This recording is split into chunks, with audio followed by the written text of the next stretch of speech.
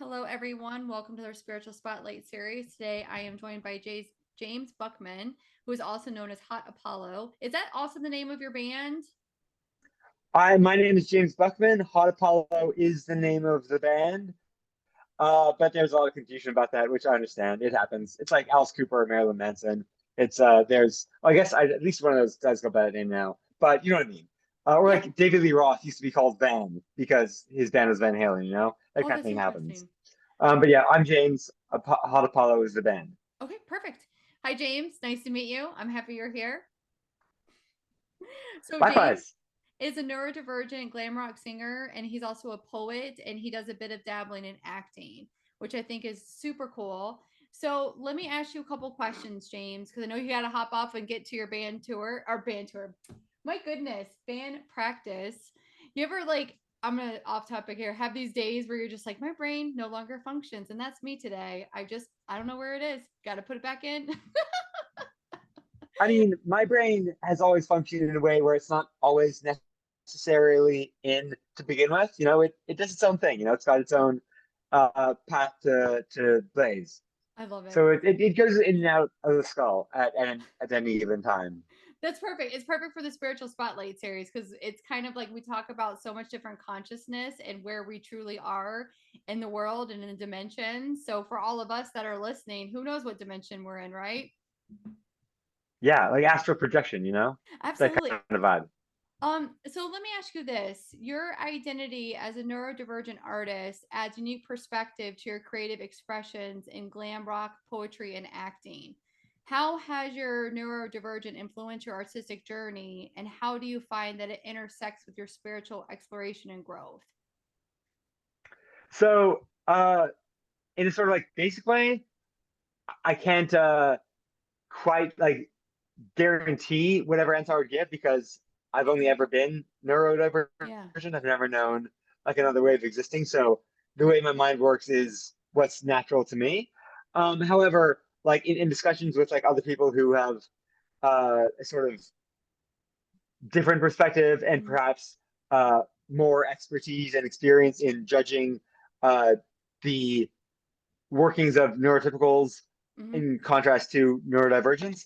I do think that it has at least bolstered my inherent uh, stubbornness and resolute uh, like sense of self. Mm. Because from what I have heard, I'm not, a trained psychologist. I'm just someone who has, some psychological differences. Um, autism does tend to give a bit of a buffer between one's own natural way of being and the societal expectations and other mores that may that could otherwise influence that. Yeah. Like the sort of um expectations that mainstream society might place on a lot of people, Mm-hmm. the pressures that some might feel in the face of that. I've never actually felt that. Like I've just always had my own my own sort of way of moving through the world Mm-hmm. and like feeling myself. It's Yeah. never rubbed up against society because I've never felt society. I find that very interesting. The fact that you're like, I know who I am. Like, and I feel safe and secure in who I am. And I don't have that rub from society because I'm sure you see a lot of people struggle with how other people view them and they take that in. And it doesn't sound like you take any of that in. Yeah, and that honestly, especially like when I was, you know, like a little kid, that often did get me into trouble, because there are all these sort of like unwritten rules, especially about like just like getting through grade school, Yeah. like that was an ordeal because like I could if you give me, like a homework assignment or whatever, I might not love it, but at least I know basically what I'm supposed to do. Right, But right. like getting through the day all these unwritten rules and like standards of etiquette that like Uh-huh. no one ever verbally expressed right over my head. And so yeah, I would get into trouble from that sort of type kind of thing. There were times when I would just get into trouble for fun, but there were a lot of times when it was not intentional at all. Right. And You know, and did you that, yeah. okay. I was just gonna say, but now that I've like, after you get out of school and you get to choose your own path, uh, what might once have been liabilities can more often become strengths. There's always like a bit of both, even Mhm. back then and even now. But I think when you get to choose your surroundings and your direction in life, um, your natural inclinations uh, can guide you towards places where those inclinations will benefit you more than they will hinder you. Absolutely. So, glam rock poetry and acting are powerful mediums of self expression. Can you maybe share some significant moments or experiences where your creative work has led you to a deeper understanding of yourself or your spiritual connection? I would say that in a lot of cases, my creative work is an outgrowth of my spirituality and my sense of self. Nice. Um, like it's all that's like in. I basically just like my sort of artistic process is to just like take my soul and place it in a form where it might resonate with the rest of the universe. Mhm. Where others can maybe take something from it. Yeah. That's like a sort of decent like shorthand for like the way I operate. Um, but I mean, it like when I'm sitting down to write, uh, it does force me to perhaps codify things in a way I might not have previously. Hmm. Do you know what I mean? Hmm. Have you Like always sort of been spiritual?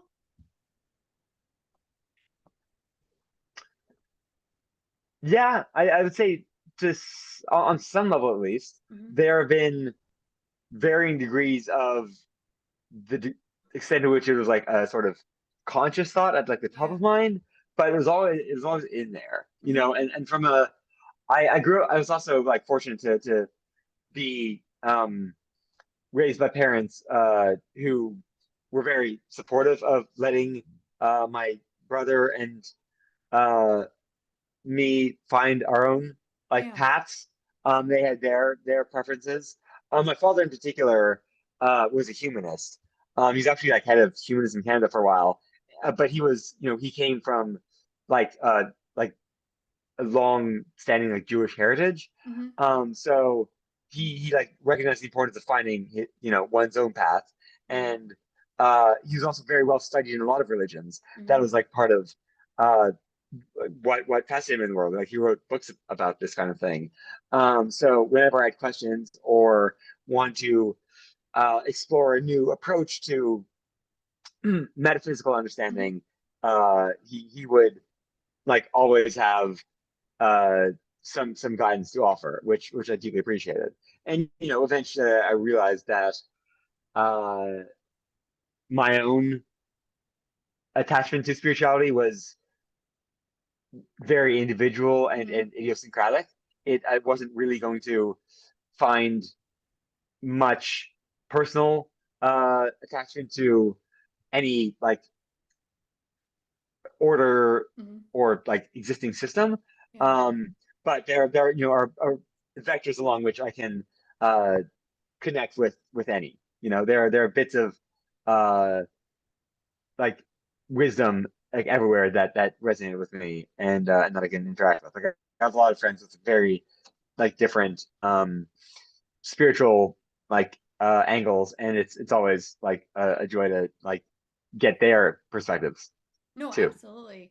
And you brought up a really good point about like thankfully you were raised in an environment where people supported your creative endeavors and who you were as a person and we see people now that there's so much judgment that's placed on children, adults, and thankfully you're in an environment where you were able to thrive and grow and really blossom into the person you are now. Yeah, no, it's been great. Yeah, I think the most important thing when it comes to like issues of spirituality is to basically just foster that environment where everyone feels free to like follow their own uh like spiritual roads. Yeah. Like I've seen like anything can be turned into like overzealous dogma, like anything. I remember like one of the worst things, like after being raised by this like wonderful, humanist father who nonetheless would have supported me if I'd wanted to go into, an organized,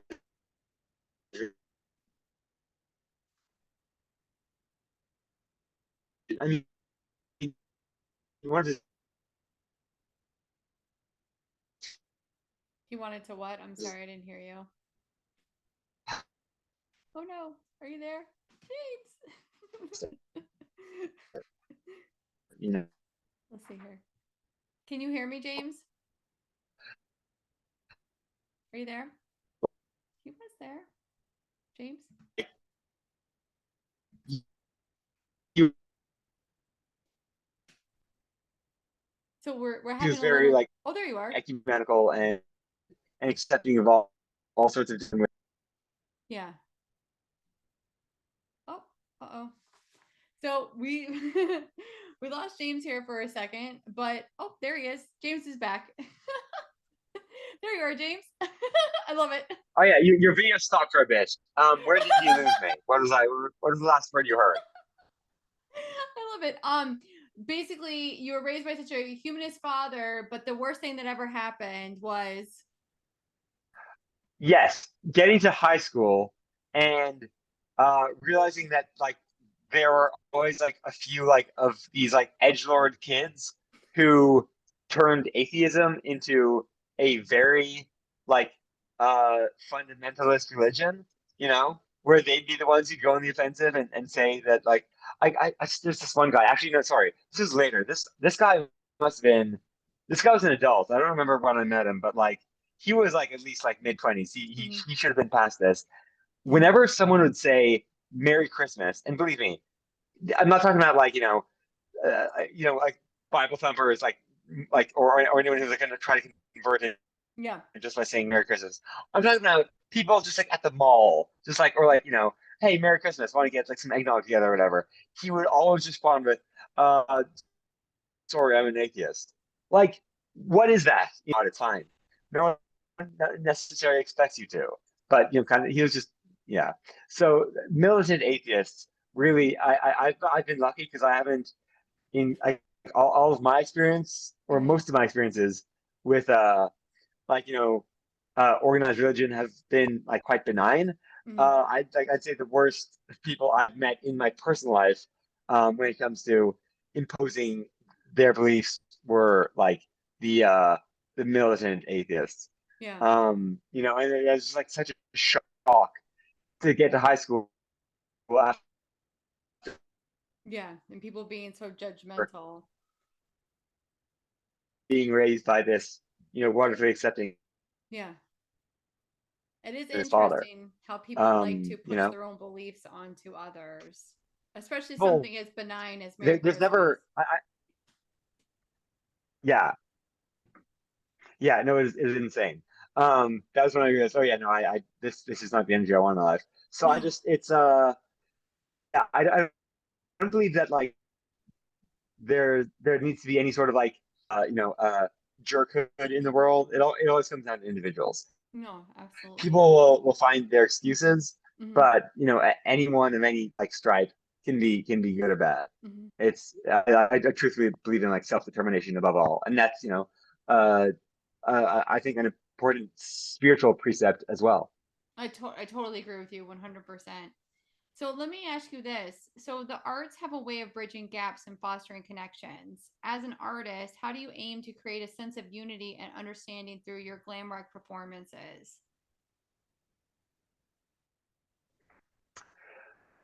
Uh, so there are at least two answers that spring to mind immediately to that question. This one, that's surface level one. I do believe that just like spreading like some positive energy that people Mm-hmm. can feel through my music does help. Mm-hmm. I think like that has been like studied scientifically and like metaphysically, like on multiple vectors. It can like promote a more open and uh like uh, a more open like way of being that Hmm. is more conducive to uh finding contentment and satisfaction in one's life and world. Um, Beyond that, I think that music, well, most songs that in my own personal experience, like music is a paramount example. Um, you can create an artistic work with a certain thought in mind, Hmm. like when I write a song, like I'm writing it about something I'm feeling. Um, but and other people who listen to it might feel that, but some others uh might not precisely understand what I'm going for, Yeah. and their interpretation of the lyrics, for instance, might be wildly divergent from what I had in mind, but it will nonetheless serve them. And I think there is a different kind of beauty in that too. Hmm. There have definitely been songs by other artists I've listened to, and like they've hit me in a specific way, and I've attached some meaning to it. And then later I discovered that it was like what I found in it was completely different from what the writer wrote. And like both interpretations can exist. I mean, Hmm. I'll accept that the author has the canonical version, but it doesn't change what that song meant to me. Actually, Absolutely. there's a perfect example. Just yesterday, um, my vocal coach was suggesting a new song we could work on together, and he said we should do something by the Smiths. I think that'd be fun. And I said, oh, how about How Soon Is Now? Because that was the first song that turned me on to them. Like I had a friend who showed me it when I was a kid, and I just like I got into it. I was like Hmm. picturing all sorts of like magical like jungle mysticism through it, and like it's still the Smith song I listen to like most of all. Yeah. And then we pulled up the lyrics, and for my entire life, I have thought that it begins with uh Morrissey's singing, I'm the sun and the air, like Hmm. the elements, like he is one with the sky or something. Right. And that appealed to me. And I also thought he was saying that he was the summoner of nothing in particular, which I always thought was a hilarious line. Um, but no, he's saying like he's the sun, as in the child, and the heir, as in like the heir to a throne or whatever, of nothing Oh, in particular. Which, like that's a cool line too, but it didn't hit me in quite the same way. So just yesterday, I was alerted to the fact that a song that had touched me so poignantly for years was actually written with a completely different perspective in mind. wow. But Yeah, I still have the version in my mind, and both are valid. that's so interesting. So tell us a little bit about your band, Hot Apollo. What would you like to know first? I'd like to know, do you guys do live gigs? Can you find, I know that you have your YouTube, Hot Apollo, where you can watch your videos. Like, do you ever do live shows? Is it streaming? So yeah, first of all of Hot Apollo's music is everywhere on the internet, Okay, like everywhere on the internet. Spotify, iTunes, Bandcamp, SoundCloud, a bunch of like videos on YouTube too, Oh, nice. both live and like actual like produced music videos. We play a lot, mostly around like Toronto, like Okay. that's where we're like currently based. Actually, if you happen to be in the environs of Ontario, Canada, on Saturday the 26th of August, I don't know when this is coming out. We're actually playing a festival Oh, that's at so this cool. place called Download Studios. I used to live in I highly recommend it. It's late. They're going to be like 20 to 20 to 30 sorry, what? bands. I missed the Oh, I'm where did you sorry. say You're that? telling me You telling cut out me first. about the bands. Yeah, 20 to 30 bands. Oh, that's amazing. I'm actually looking you up on on iTunes right now. I'm like, I gotta subscribe and like um that's so cool. Tell and what is this festival that you guys are doing? Is it this one? Is that you right It's there? called the It's yeah, it looks Okay, like it. perfect. Yeah, that's our newest single. Oh We actually have my another gosh, one I'm coming out in so like excited. Oh, it 3 days. just But came yeah, that's the out. first single. Yeah, yeah. You're Oh, among the first to hear how it. Yeah. exciting. Um, yeah, it's the first single from the album we're releasing at the end of the year. That's so cool. Yeah. So, are you ever gonna tour, do you think, to the United States? I there are definitely some places I'd love to play. Yeah. Sure. When like I'm just like currently we're like focusing on building stuff up and like getting our recording and stuff done here in Toronto. But like when the right opportunity comes along, like I would love to like play some new places. I was actually talking to someone. I think it's gonna work out this year because I don't think it's been uh like planned enough yet. But someone Okay. was talking about like hosting a festival. Somewhere I can't. I'm so bad at geography. I'm sorry, It's but okay. I was talking to someone a little while ago.